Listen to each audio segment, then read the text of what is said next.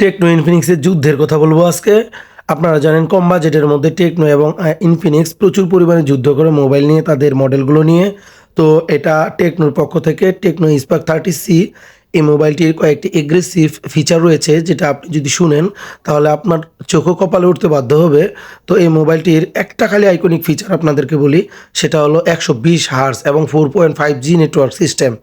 তাও আবার পেয়ে যাচ্ছেন 11 থেকে 12 হাজার টাকার মধ্যে। তো চলেন বস, আমরা মোবাইলটির বক্স আনবক্সিং করি।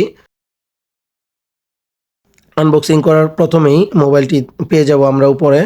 তো এই মোবাইলটির বেশ কিছু বিষয় আমি দেখতেছি অনলাইনে প্রচুর পরিমাণে হাইপ সৃষ্টি করছে। তো মোবাইলটির নাম হলো spark 30C, 120 hertz, 6.67 inch display এবং 4 বছর আপনি স্মুথলি চালাইতে পারবেন। 5000 এমপিআরকে চার্জ করার জন্য থাকবে 18 ওয়াট ডুয়েল সিমেট্রিক্যাল স্পিকার, যেটাতে ডিটিএস সিস্টেম থাকবে এবং আয়ার ব্লাস্টার থাকবে, যেটাতে শাওমি আগে থেকে ইউজ করতো, এখন থেকে টেকনো আয়ার ব্লাস্টার ইউজ করা শুরু করছে। তো মোবাইলটার অল ওভার ডিজাইন আমার কাছে ভালো লেগে গেছে ফার্স্ট দেখাই। তো মোবাইলটার হ্যান্ড ফিলিংটা অনেক জোস, দুইটা স্টিরিও স্পিকার রয়েছে, এগুলো নিয়ে আমরা বিস্তারিত পরে কথা বলবো, ক্যামেরা নিয়েও পরে কথা বলবো। এছাড়া সেটটা মনে হচ্ছে যে টেকনোর মোবাইল সাধারণত মোটা হয়ে থাকে, এই মোবাইলটা একেবারে স্লিম।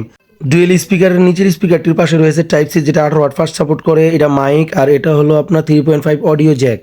আর ডাইন সাইডটাতে রয়েছে একটি ফিঙ্গার বাটন, যেটা পাওয়ার বাটন, আর এখানে ভলিউম বাটনগুলো রয়েছে, আর উপরের স্পিকারটা রয়েছে। তো মোবাইলটির যে ক্যামেরা বামটি রয়েছে একেবারেই স্লিম এবং চারপাশটাকে একটি সিলভার চাকতি দিয়ে এখানে বেষ্টন করে রেখেছে। আর আমরা চাবি দিয়ে এর ব্যাকশেলটি খুঁচিয়ে দেখেছি, তো ব্যাকশেলটিতে কোনো ধরনের স্ক্র্যাচ পড়তেছে না, এবং আমরা মনে করতেছি যে ব্যাকশেল এই দামের মধ্যে এটা অনেক ভালো এবং প্রিমিয়াম একটি ব্যাকশেল দিচ্ছে। আমরা চাবি দিয়ে এর ফ্রেমটিও খুঁচিয়ে দেখেছি, ফ্রেমটি কেন জানি একটি সলিড ফিল দিচ্ছে, এটা প্লাস্টিক ফিল দিচ্ছে না। তো মোবাইলটা আমরা অন করে নিই, মোবাইলটা তাতে অন হোক। আর মোবাইলটা হ্যান্ড ফিলিং, এটা দেখে মনে হচ্ছে না যে এটা একটা এন্ট্রি বাজেটের নিম্নমানের একটি মোবাইল, নিম্ন দামের একটি মোবাইল। মনে হচ্ছে এটা একটা ফ্ল্যাগশিপ কিলার টাইপের মোবাইল। হ্যান্ড ফিলিংটা জোস লাগছে আমার কাছে। তো গাইস, মোবাইলটিতে রয়েছে 6 GB LPDDR4X র্যাম।